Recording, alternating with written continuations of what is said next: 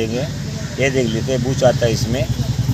ये Bush fitting करने के बाद यहाँ से ये बैठता है। तो आपको ये बुश फिटिंग करने से पहले आपको क्या चीज़ देखना है, अभी यहाँ देख लीजिए गैप कितना है, बहुत सारा गैप है। और ये बीच बुश जो है तो छोटा है।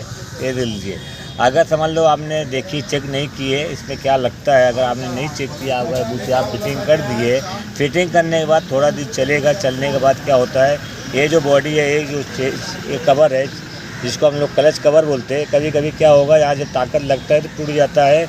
एक तो प्रॉब्लम ये होगा, नहीं तो जो इंजन को जहाँ फिटिंग होता है यहाँ से यहाँ भी टूट सकता है, या आपका ये बैंडिश ख़राब हो सकता है, आपका गियर ख़राब हो सकता है। कौन से गियर, थोड़ा ज़रा से गलती की वजह से आपकी गाड़ी में क्या क्या चीज़